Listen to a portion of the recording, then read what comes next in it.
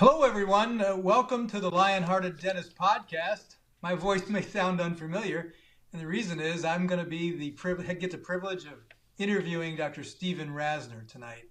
Let me tell you a little story.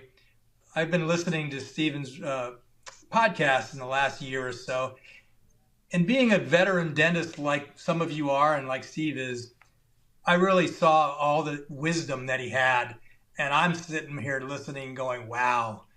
If we could only get this out there at the level where somebody wants to talk to him instead and ask him the questions of somebody else that's experienced, because I know deep down there's so much more information than even what he can put out on a weekly basis. So I get the privilege of interviewing him today, and I think it's going to be fun because you might hear things from a different angle, and I think that's really kind of neat. So let's get started. And of course, welcome, Steve. How you doing tonight? I already like this format more than the other format. I like being interviewed. So we might just make you permanent. Thank you. Well, I heard you had a tough day today. Tell me a little bit about it. Oh my God, I had a tough day. I did, because even when you're organized and have all the things in place from other years of mistakes, sometimes it's just tough what we do. I did an all-on this morning. And I know, look, there's guys watching right now that do all-ons.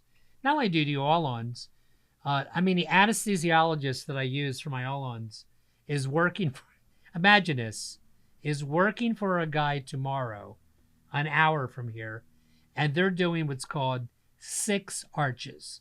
So I did 1 arch. I did the maxillary arch. Right. This anesthesiologist is scheduled tomorrow not to do 1, not to do 2. They're doing 3 patients, 6 arches. So lowers. Upper lowers times 3. And I'm sitting there thinking, like, I'm a pretty good surgeon. I mean, I know how to take teeth out very, very expeditiously. And I can't even imagine. You know what? There'd be no. I tell you what I told my surgical assistant.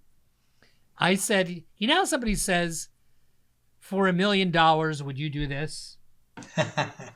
I wouldn't do it for $1 million. And there's no money you could pay me to do that, because I just, number one, I think that you set your, and there's a point to this that I didn't think of till right now. I think you should always err on the side of being conservative on everything you do.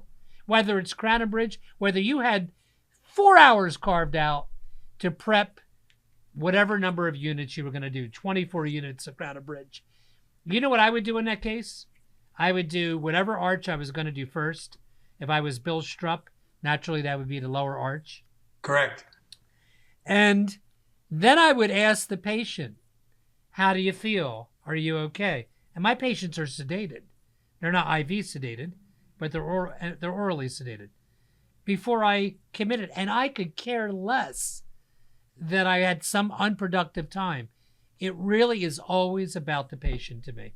100%. You know what, Steve, it's so funny you said that, because, even though I don't do implant surgery, I did a ton of reconstructions over the years.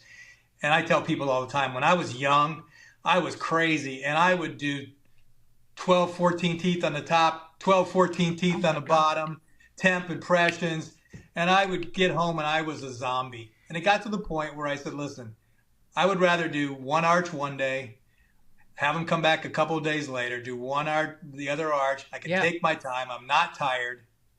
And I think I do better work. And I learned that from Frank Spear years ago. He goes, what are you in a rush for? Why? Yeah. And you know what? If I go home at 1 o'clock and I lay on the beach, because I live a block off the beach, and I had a good productive day, and the patient's more comfortable, what does it matter? Right? Yeah. You did what you do. Because it's a tough job. It really is. 100% of the time. Yeah, go ahead. Let me do me a favor, because, I think kind of like, because you and I speak to dentists all the time, I think like a GP. That's because that's who I am. But not everybody knows you as well as me and a lot of other people out in the country. Do me a favor, because I know you have new listeners all the time. Give me a little bit of your history and background so we kind of know where you're coming from. Absolutely. My history. Join me on October 18th and 19th for 2+ days of inspiration and real business training. This is the course that changes everything. Attendance is limited. Register now. It was this, guys. I was a psych major, which is relevant to his question, in Rutgers College. Oh, my alma mater. Oh, really? Yeah, dental school, Rutgers. Well, yeah. So I went to undergraduate in New Brunswick. Right. 1970, New Brunswick. 1972, 1976.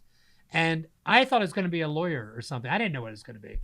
It wasn't until like sometime in my my second or third year, I decided, you know what? Maybe I do want to be in medicine. I don't know. My father was a dentist. Oh, wow. Yeah. And so I started taking the elective courses you needed to take to apply to both dental and medical school. That's what I did. And so I did really well. And I got into several dental schools. But my classmates were, as you know, were either bio-sci majors. Yep. And had just a plethora of the sciences. Well, you know, those, and I'm not telling anybody that's listening to this podcast doesn't know this, but maybe you forgot what that first semester was like, where you had 7 or 8 courses that ended with ology, biology, physiology, histology. Oh my God. And I was just getting hammered by all the preparation it required. And I honestly, I hung on by the skin of my teeth that first year. But you went to Penn. You went to Penn Dental, right? I went to Penn Dental. Yeah, okay. And now let me tell you something. Not only were they smart, they were multi-talented. We had like a third-string quarterback for the Miami Dolphins in my class. Oh, wow. Are you serious? Are you serious? I'm up till midnight every night. I'm not partying. I'm not going anywhere. And when it was all said and done, I wasn't ranked very high, and all the GPRs were taken. So right. I had no alternative. I went back to my hometown, where I'm at right now, by the way, in southern New Jersey, and I practiced with my father. And, you know, he didn't want me to be a dentist. He was hoping no, he didn't. He said he said what you and I talked about before this podcast came on today. He said, Steve, it's really hard, okay? You know, you can make a good living doing it, but you're going to work, you know what's off. And, you know, you're a smart, you're a smart kid. You're talented enough. You ought to go med school or, you know, be a plastic surgeon or something. And so that didn't happen. And here's how I felt. I've never really answered, by the way, Vic. You're going to take over my podcast because I think you're a better interviewer than I am. Yeah. What happened is I felt like I had stayed back in school. It's right. The absolute truth. You know, like, you know, now it's 8 years after I graduated high school. And some of the kids were around 8 years ago. But most of the ambitious people had moved on. Right. And it's just, I'm being honest, it turned out to be a blessing. And I've had an amazing run. And I'm very, very thankful to all the people in Cumberland County, New Jersey, that have been loyal to me and allowed me the privilege of being their dentist all these years. But I wasn't thinking like that in 1980. In 1980, I was thinking, God, I mean, my friends were treating like Al Pacino in New York City. And Mary Tyler, I remember it. And Mary Tyler, my classmate, became Dennis Tarnow's associate. Amazing. Yeah, and wow. That's just one of a zillion stories like that. Here I am in my hometown with my dad yelling at me like I was still in high school. So, well, you know, it's funny. We were just talking about that $1 million question. And people ask me over the years, would you repeat dental school for $1 million? And I go, no, I'm good. Yeah. One time was plenty. That's fine. So here's the impetus. Because I felt like that, because I felt the way I just described, like I'd stayed back in school, I've never been a guy that was comfortable feeling like I wasn't at the top of my game, whether it was sports or whatever it was. And so I knew the only way to get out of this, whatever that meant in my head, was to train incessantly in dentistry. And that is what I started doing from day one. Well, and you also, and you also, and this is leads to my next question, you've also written books, tapes, video. I mean, is that stuff still available? And tell me a little bit about it, because I mean, that's... Yeah, if somebody went on to RasnerInstitute.com and went to the, I think it's called the, this is how not driven by money I am.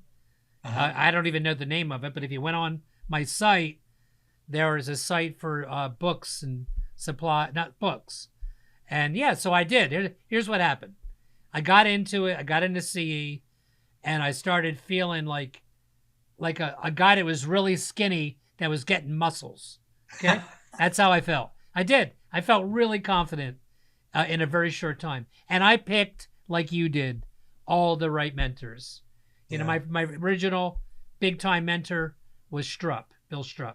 Yeah, me too. Yeah. Bill Strupp's the first guy I ever met that made me feel like I could be something really special, even in the profession. Like, well, that's what a mentor's for, right? That's what they're about. Let me ask you a question. What year did your videos come out? They didn't come out till probably 12 years after I graduated.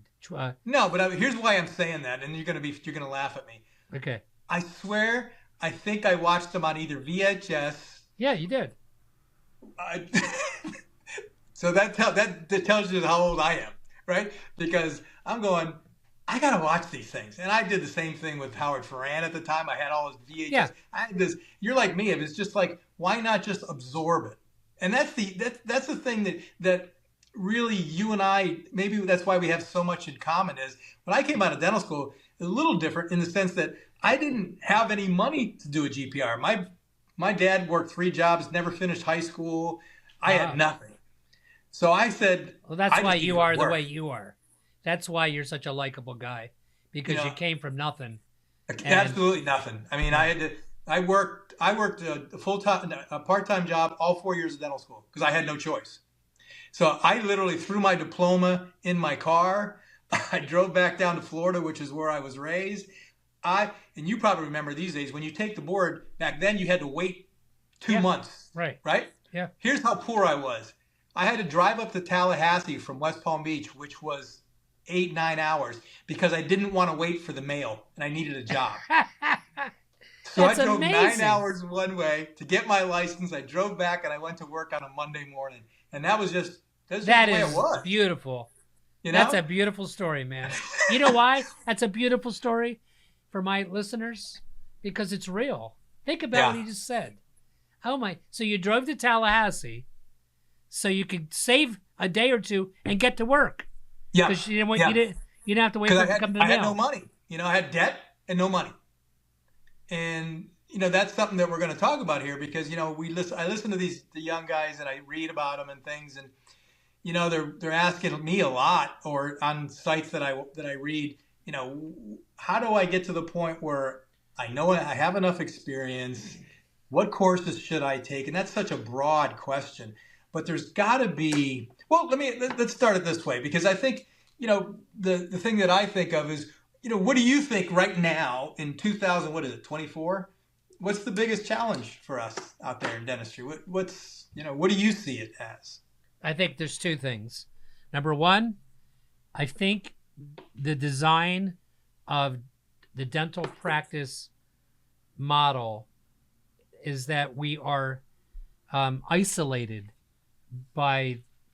we're too isolated. So because of that, if we were physicians where you walk into a hospital every day and you can't help but interact with 30 other physicians or more. Correct.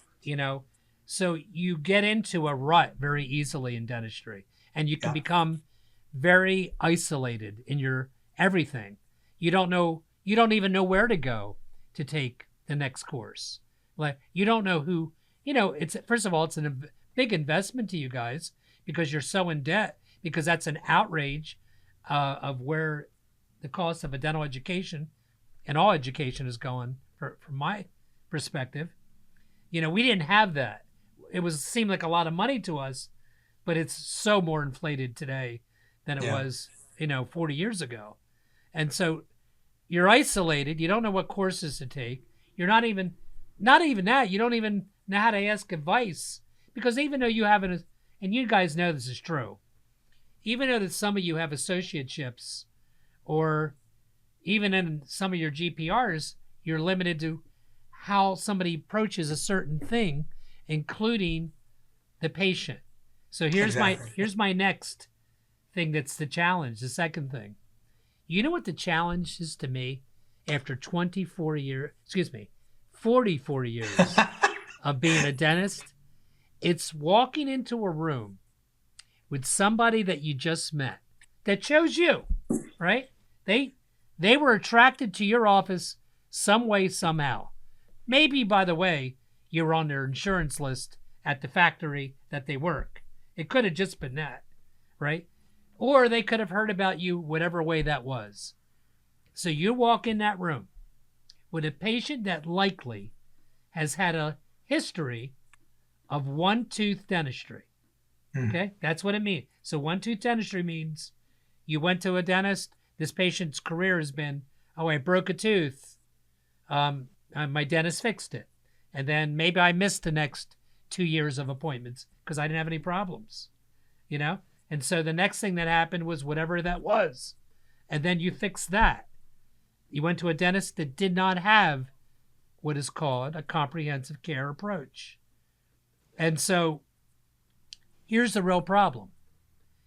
Walking into a room with somebody that you just met that has a history that's probably not my philosophy and many of my colleagues, and having a patient that has less money than they actually need to rehabilitate their mouth to the level that you want them to rehabilitate it. Not because you're greedy, not because you're trying to line your pockets, because you have invested an enormous amount of your life and education with the Spears and the Coys and the Dawsons of the world. And they're perioprostodontists, those guys, or two of them are anyway, you know, and they don't treatment plan somebody because they want it to be expensive. It's because it takes a lot of time sometimes and a lot of different modalities to get somebody's mouth back to health. And you wouldn't know that if you didn't have a comprehensive care approach, number one. And often what happens is that patient just doesn't have the amount of funds to do ortho first, or to even go to a periodontist first and continue. You know, like Bill Strupp does things, Vic, right? Right. And so the question becomes, the compromise that you have to make or are willing to make, where's the line where you can't compromise anymore? That's the challenge, right? And that's what I ran into with Bill and with Pete Dawson and stuff, is once you have this information, you know, in your brain or in your pocket, how do you go back to this tooth dentistry when you know what they really need, right? And it becomes this issue of, you know, yes, I know what they need, they can't afford it, and you're working hard to just want to do the best thing. Everybody's telling you no at first, and you end up seeing 15, 20 patients as opposed to 3 or 4 or 6 in a day because they're not accepting treatment or for whatever reason. And you know what that leads to? It leads to really, and I'm seeing this a lot on posts, it leads to this really early burnout. Yeah, yes, it does. Tell me about that. What are you seeing with that and burnout? Not you, but you know, the people you teach and what you read and things like that. I mean, are you seeing a lot of colleagues and young guys and young people with burnout, and what do you think we can do about it? Well, number one, the answer is yes. I see and I read a lot of posts, and I see with my own eyes because I'm exposed to a lot of dentists by the nature of what I do as a speaker, as the owner of an institute and things. I got to be quite frank with you. The people that come to my institute to train in implants or how to take teeth out, they're not burned out. They still very much have the dream alive in their heart. They are like I was. They were like you were. And I got to tell you something. It takes a lot of courage to do that, because it is definitely harder today for dentists out there than it was for me. And it was hard for me too. What was hard for me is because I didn't do so well in dental school, I ended up, and it does matter where you practice. You know, yes, I defied the odds. It's true. And there's times I've been on the lecture circuit, Vic, and I said things like, it doesn't matter where you practice. If you are excellent, you will succeed. And that may be true to a degree, but why make it so much harder? You know, and plus, you're living a thing called life. So you just earned this degree that you have. I would put a couple years, if it was me. I know this isn't answering your question, but you're sparking these thoughts. Right. I would be an associate for a couple years. That's what I did. Yep. You know, and figure out, number one, where is your you don't really know where your life's going at 25 years old. Nope. You don't. And maybe you haven't even met your significant other yet. And you know, you might start out in New Jersey and end up in Florida like Vic did. Or you may start in New Jersey and end up in California. And so it is a big piece of the puzzle, you know, as to where am I going to locate, and do I want to locate in a very rural area like I did? Let me tell you what happens when you're in a rural area and you get successful, which I did. Well, you need more than 2 employees. Guess what? It gets real hard to find the 2 employees when Philadelphia and Cherry Hill and places like that are 45 minutes from where this podcast is taking place. When that guy puts an ad in the paper for a hygienist, or Indeed, he gets way more candidates than I do. And well, you know the issue with that, Steve, is also, and I see this a lot. I actually have a colleague that's a dentist in town, and we were so opposite, where he would go through employees like once every 6 months, and it's so hard to find new ones because you're dealing with this pool that's smaller and smaller. And I noticed, I watch your Instagram reels and how you interact with your team members, and then I remember that one Instagram reel where you were asking your team members how long they've been with you, and it really sparked a lot of me, because my people were like that. It was like the joke around my office was, my hygienist has been with me longer than my wife. It was one of those things that my hygienist is with me 27, 30 years. For me. That's definitely true for me. And what do you think is the secret to keeping people? Because once you find them, and they're great, you got to keep them. Well, here's what I think, and I don't know if I've said these kind of things on prior podcasts, but the host, Dr. Martel, is doing a real good job, because he's getting a lot of real out of me. Not R-E-E-L, R-E-A-L. Okay? So I'll tell you this, and it's probably turned some people off, but it's just the truth. I never had a hard time until post-COVID with hiring and keeping staff. You know why? Because a lot of people want to work at the Four Seasons or the Ritz-Carlton of dentistry. And when there was an opening, as rare as it was, I'd get a ton of applications, because the people, the dental community knew that it was a pretty cool place to work. And what I meant by, what would they know? Well, they would know that I believed in comprehensive care, which is much more fulfilling whether you're a if you're a dental hygienist and you walk in to see your patients on a given Monday, and 75% of them have been restored properly, like you learned in hygiene school, and you knew that your boss really pushed soft tissue health big time, and he wasn't intimidated to tell the patients, if you want to protect this investment, you got to come every 4 months, sometimes at 3 months. That's your choices, right? And so, and he wasn't that, they weren't in an office where the doctor was intimidated because insurance wouldn't cover that 3 or 4 months. Amen. I had, that wasn't where I was at. And so, and they also knew that the people in my world, the staff, had been with me a long time, whether it had been 10 years then or 15 years then. And they knew they were happy. Why were they happy? Because we did a lot of things. First of all, the owner was happy, me. And when you're happy, you can't be a miserable SOB for your career and expect people to not pick up on that. And you know what? There's a lot of that, I'm sure, in every profession, but there's definitely a lot of that in dentistry. Absolutely. And it's so funny that you said that, because I think your employees or your team members, whatever you want to say, I think they appreciate quality when they come in. They certainly appreciate how you treat patients. They certainly appreciate that your service, and they really understand that what you and I do and what every dentist does, whether they realize it or not, it's a relationship business. Everything in life is a relationship, right? So what happens eventually is, if and when I needed an additional employee, my team members found somebody, right? And because the word got out, oh, you should go work here, And sometimes I get phone calls. You need anybody?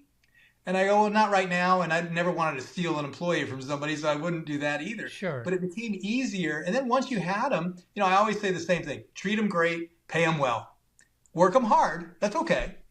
But treat them great, pay them well, work them hard. And then you need less people and they stay, and that's the beauty. I mean, I was just the other day, my old assistant that was with me 15 years that, after I retired, she found something out. She's texting me, how you doing?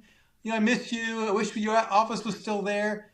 That's the kind of relation. And I know tomorrow, if I ever opened up another office, she'd come running back. Great. But so that leads me to this, because you were talking about location and things like that. I don't know how many new dentists today, and maybe you do, Steve, are opening up practices like right away, or let's say they've been in practice they're buying a practice, or maybe they just started and it's like 3 years out. Where do you go? What are you doing? How do you start it? What's your advice to them if they're in that situation? Okay, so if I was in that situation in 2024, I've been associate for 2 or 3 years, and I wanted my own deal, and I know me, and I would be that guy, because I've always been that guy. And when I was in high school, I didn't take a job. Well, I did take a job at McDonald's, but I started I started my own business right out of high school. It was called the American Mat Company, and I sold mats. I drove up to New York City, bought mats at the rubber district or whatever it's called, that much less than you'd buy at a store, at a warehouse. I mean, a hardware store. And I drove around to bars and sold them. I've always been that guy. It's my DNA. I know it's a little bit off topic. What would I do today? Well, the first thing I would do is I would always, I would tell you have to invest in CE from day one. Like, I think you should live below your means. And if it was, because when you get out and you have a dental degree or a hygiene degree, everybody in the world will all of a sudden be willing to loan you money for the fancy car or the fancy house. It's just true. And I get it that you want it, because you're probably driving around, my car that I had in dental school literally caught on fire on the way to dental school on a Monday morning after seeing my girlfriend over the weekend. It caught on fire on the Jersey Turnpike. I just left it there. I did. And I never had another car until, I guess, when I graduated dental school. And it wasn't a new car.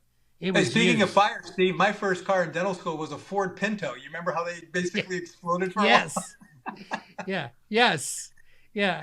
I'll probably get arrested by the Jersey State Police, by the way, because that was my car on the Turnpike in 1976, 77. Anyway, I would invest in CE from day one. Here's what you got to do. You got to go all out abandonment of fear to become the best clinician you can be in the first 5 years of your career.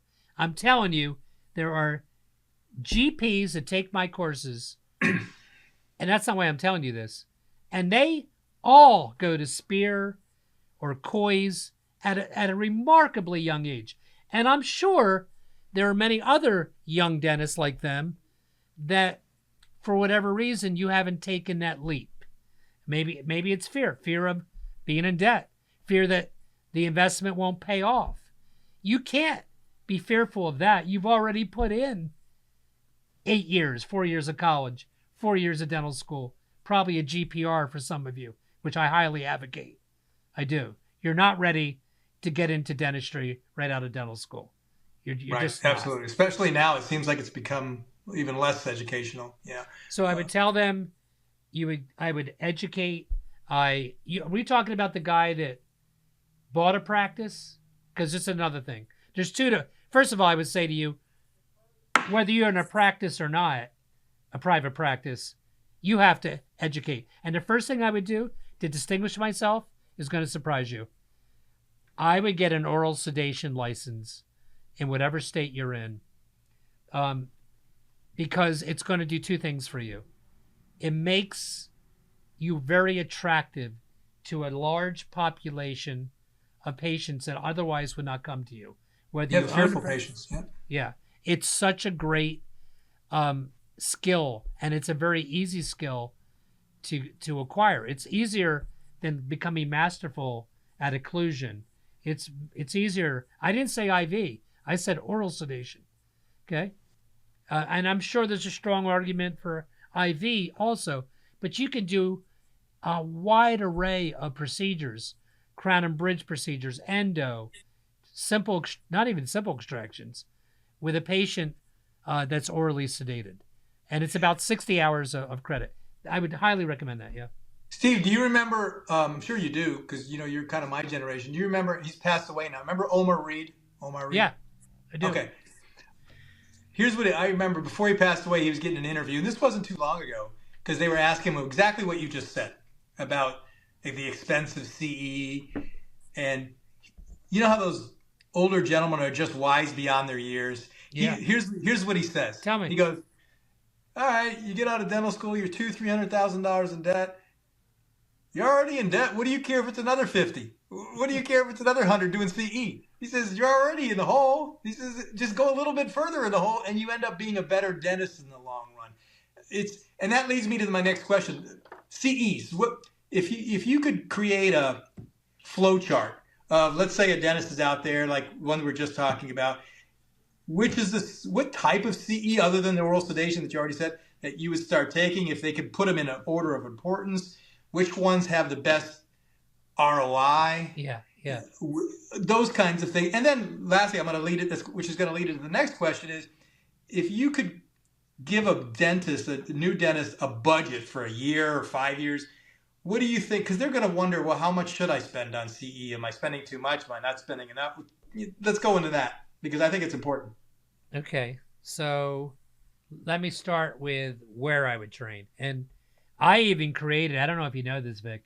So I have all these blogs that I wrote as a speaker for many, many years that I would tell my audience, like, I'm going to do a big gig in Connecticut in November. And when I'm at that gig, I'll say to them, be sure to email me so I can send you blogs, and they're free. And right. I do that because you can't get it all in a lecture, and I know that. So that's 10% maybe. Yeah. Join me on October 18th and 19th for 2+ days of inspiration and real business training. This is the course that changes everything. Attendance is limited. Register now. My company used to be called, right now it's the Rasner Institute. Right. You know what it was called before then? What's that? Realizing the Dream. I owned that name. Not really? Not Martin Luther King. Me. I didn't know how it was available. He copied you. I owned that name. So I did. I actually had a company called Realizing a Dream, because to me, the path that I took in dentistry was dream worthy. I was so excited and so happy to be part of the journey I went on. And the journey went like this. The journey for me is still the journey I would recommend today to many. And that is, I have to still say, I think the Spear Institute. Now, when I went, it was Frank Spear himself. Right. So I can only speak to that. And I know Frank is not nearly as involved, but I know they went way out of their way to create a continuum. I think it is very important. I'll tell you what not to do. Don't take 1 or 2 courses a year, meet your state requirements, and think that you're becoming a better dentist. 100%. You have to take continuums. So Dawson has a continuum. Pankey has a continuum. They're very focused on occlusion. It would be short-sighted for you, whether you love that stuff or not. That's got to be part of what you do. And what I did is I literally, like you did in college, and I enjoyed doing it. Maybe because I'm a nerd, I don't know. I enjoyed doing it at the time I did it. Every September and every December, I would make my September, I would sign up for 6 months of courses, and I would do the same thing maybe between December and February for the next, and I would pick 2 continuums. So I took a 6-month aesthetic continuum way early in my career. I flew out from Cumberland County, New Jersey to Ohio, and I'll never forget it. And I met a lot of speakers that became really famous early in their career. It doesn't matter whether it's that one or not. I do think you should ask people, seriously, because I'd say to take Spear. I took a Spear course this year for the first time. For the first time, and it was on occlusion, by the way. It was. Yeah. I took it for the first time, and I hadn't been to a Spear course in 10 years. Was it Greg Kinzer or was Frank there? Frank was there. That's why I went. Okay. Yeah. And yeah. I say this all the time, and tell me, because I'm so heavily in occlusion, people always ask me at the breaks, which occlusion courses should I take? And of course, I did Dawson, I did most of Pankey, and I did Frank's courses. And I still say this today: Frank Spear is probably one of the best teachers in the country. Yeah. Because he can make a complex topic very simple. That was the name of the course. That's not easy to do. That was the name of the course. Simplifying occlusion. I'm not kidding. Yes. And I need did that. All his courses. Yeah. He had me because, I don't know, you don't probably remember this. For years, he did a lot of courses in Orlando. So I would drive up there. This is before Scottsdale was ever in existence. And then if you wanted to do more, you had to do it out in Seattle. But that was, interestingly enough, that for me, that was after I had already completed Dawson. So it really adhered everything together because I understood a lot already. But me, I'm biased. I think every dentist needs a great occlusion foundation. That's just who I am. Yeah. So because I think it builds on everything. So for occlusion, yeah, I would take Dawson. I don't know that you need to take Dawson and Pankey, at the same time. I think they're the same. I think you're still going to get the same thing. Yeah. I think John Coyce has great courses out in Seattle. Believe it or not, I don't know if you've ever met John, but his courses are great. But I've talked to a lot of young dentists that are taking them. 2-year waiting list to get in. I heard about it. Yeah. So which is really impressive because they're expensive courses. So remember when we talked about, like what's burnout look like today? And I said, because, a lot of dentists are isolated. So, you don't how do you know what material to use when you're doing 4 through 12, a whole upper arch, and this patient doesn't have any parafunction? What's the most aesthetic material you should use? What if they do have parafunction?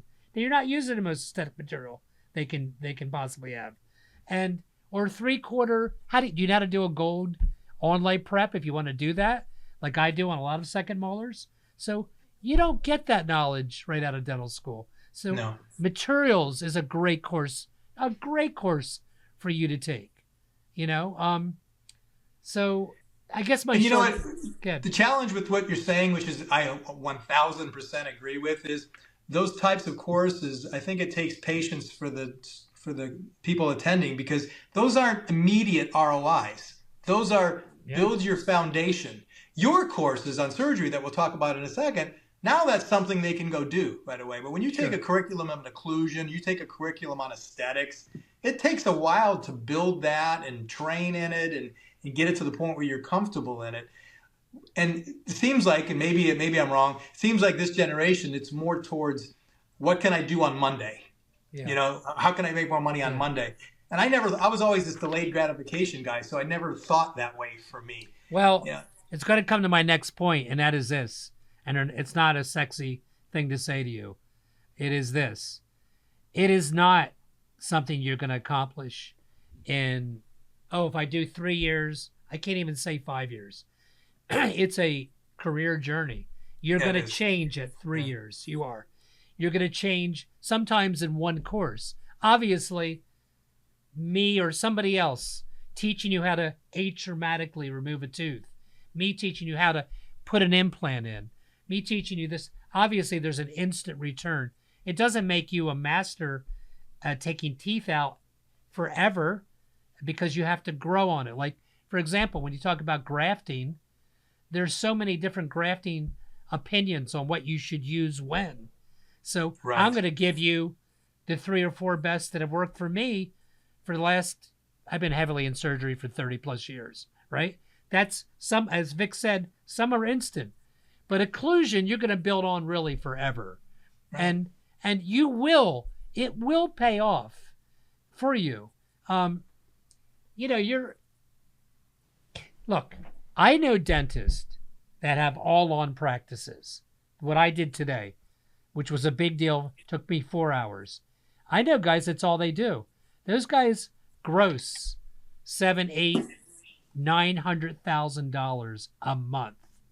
Right. That's not going to happen in a successful restorative practice unless you have multitude of associates. And then you got to draw a line and say, are my associates representing my work? See, you got to care. It's up to you. You don't have to care. That's the road so many guys I know, doctors like Vic, took. And the outcome of having that comprehensive care approach, and I have a quality practice, I've said it before, I don't get 40 new patients a month, let alone a week, because I think the community that I'm pointing to right now outside, I'm pretty sure they know Steve Rasner has a really, really good office. He's really expensive. That's what they would say. Because part of that is true. I am on the high end of fees. Part of it is it's more expensive to look at a patient's entire mouth than it is one tooth. And many dentists are just comfortable and willing to do one tooth. And so very often you get an office that is a specialist on seating a single tooth and a maloccluded dentition with other issues that are going to develop forever. Are all my patients get equilibrated and have perfect balance? No. No, of course not. Right. A lot of them do. Right. I'll tell you a funny story, Steve. When you talk about expensive, and because I was kind of that way in the West Palm Beach area, and I had one patient. He's been my patient forever. Maybe he was in a cleaning or something like that. I can't quite remember. We were having this conversation, and he says, "You know what I call you, Vic?" And I go, "What?" He goes, "You're the Gucci of dentists." And I didn't know how to take it. I'm like, "So what are you saying?" He goes, "Oh, that's a good thing. It just means you're expensive." And I go, "Oh, okay." Yeah. You know what I mean? But it's such a quandary. And you know what? That leads me to another question that I want to go to. I just thought about it. Yeah. Is I don't see enough courses, and maybe this is something you and I can do. There's so lack of teaching dentists how to do a comprehensive exam. Yeah. And how to comprehensively treatment plan. Because that's the foundation of what you and I have been talking about for the last 40 minutes. Without that, you don't get those patients where you do an all-on, and even with all-on, you need a low occlusion. But that's where you go when you want to create this worn dentition cases and all these kinds of things is the situation where you have to do these in certain orders. And the only way a patient appreciates value is if you do an exam on them like nobody else has ever done.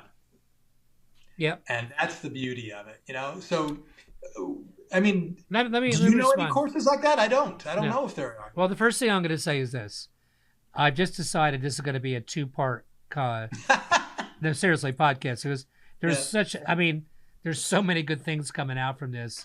And one of them would be, you didn't know we were going to talk about possibly creating a course on that because it's true. I always called this, Vic, the what to do when moment. That you are in a room alone. Think about it, guys. Does anybody ever, when's the last time somebody called your office and said, "Oh, I'd like to see Dr. Martel. I'd like to make an appointment. And I would like first to have quad scaling and root planing because I know that's really good for my gums and everything. And when he's done that, number one thing I want them to do is equilibrate my mouth, because I love to be equilibrated. Okay. And when you're done with that, I want 3/4 gold inlays and onlays on anything in a non-aesthetic zone.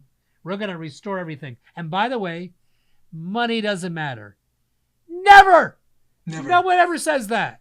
So the challenge is for the dentist is what to do when. And you know how I deal with it, Dick? I talk about it to the patient. I said, you just met me. And you know what the biggest challenge is? I don't say this on my opening line, but sometime in that initial patient interview, that initial patient exam, I'm saying, listen, Mrs. Smith, one of the hardest things for dentists to do is when I have a patient like you, we just met, and I think this is going pretty well, but there's going to come a point where I'm going to look at what you've said to me. Like you've asked, you came here today with a specific, what dentists call chief complaint.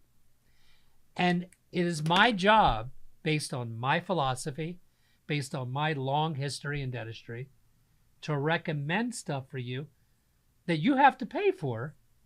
And so where's that recommendation coming from? And you're right, Vic. Like, where do you go? Like, I don't recommend they replace a tooth on number 30 that's been missing for 12 years, and number 31 is measly drifted and 29's gone back. I'm not, even if they had the bone, unless they brought it up to me, that's not going to be on my treatment list to start, because it's been gone for 12 years and it's not even a concern of theirs. The truth is this, is that if you develop, and you're right, we should do a course on this. I love it. You know what? I'm never going to be able to retire. I just decided that. Okay. You know, I don't know how many of you want an 85-year-old to speak to you, but I'm pretty sure I'll still be developing courses.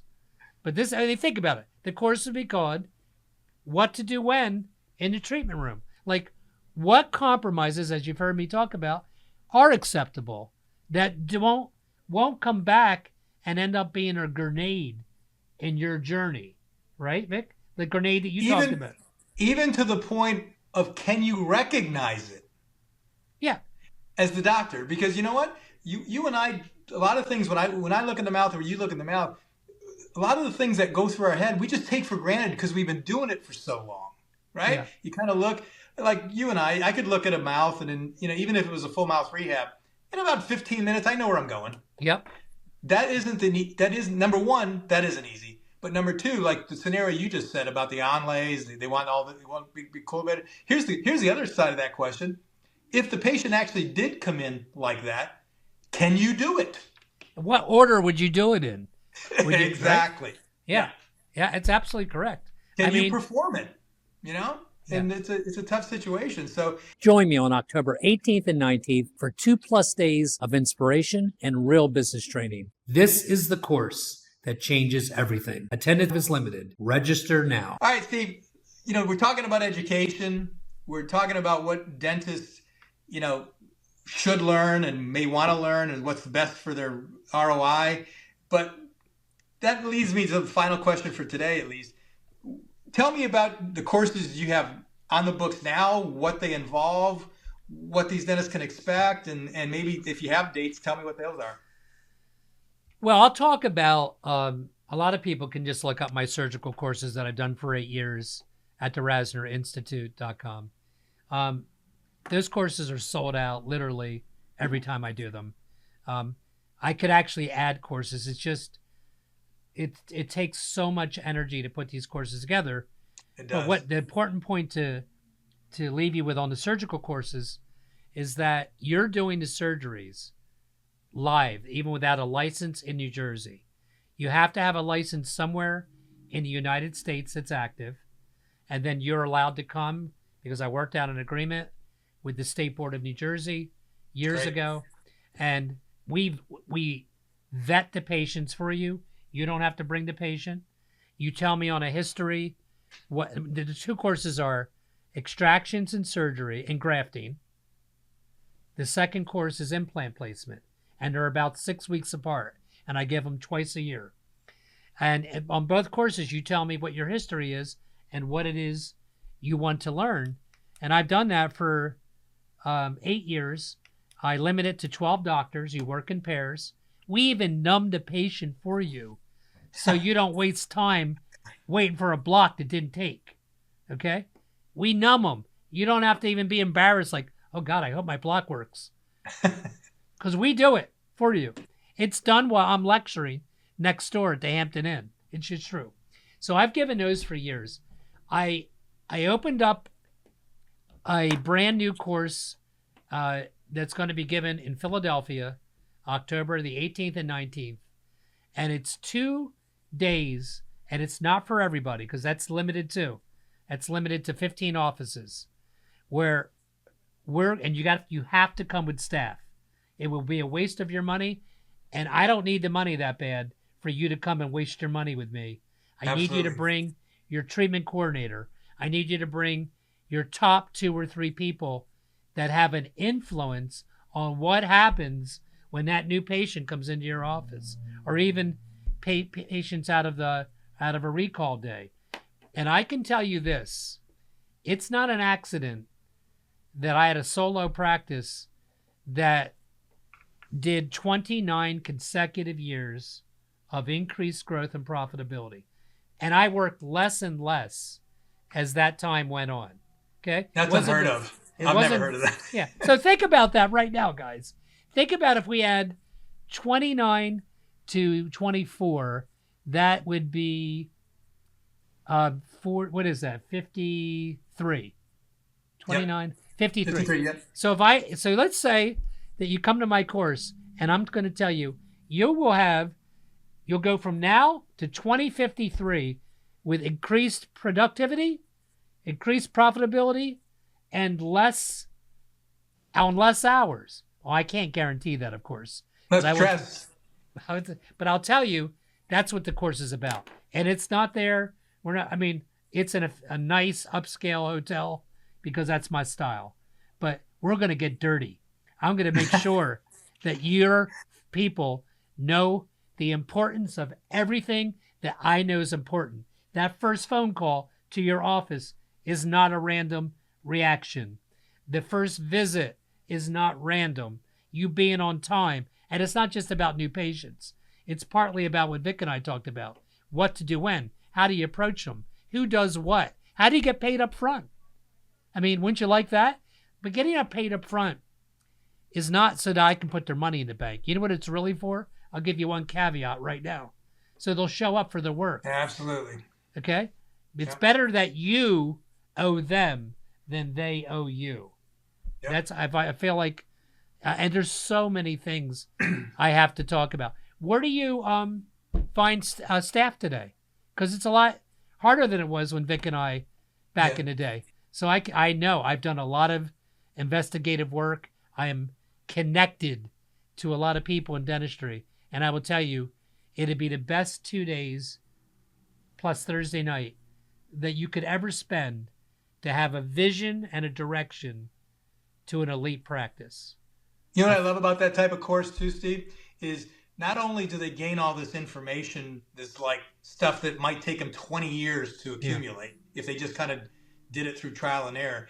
But as you know, and I know, is a lot of times those little conversations with each other during the course with one doctor's team talking to another, there's so much information they gather from that alone, let alone having time to talk at dinner and a cocktail party, whatever it happens to be. It's like, oh my gosh, the wisdom is just, it's, overflowing, which is unbelievable. And, I agree. I think, and there's so little like that out there now. It's always, what? It's not nice of me to say this, but I am a full-time, I'm 3 days a week, so that's not full-time, but I am an active clinician still. I'm very, very in touch. Listen, this podcast is going to end in the next minute. You know why? Because my 30-plus year dental hygienist is having a farewell party. You know why?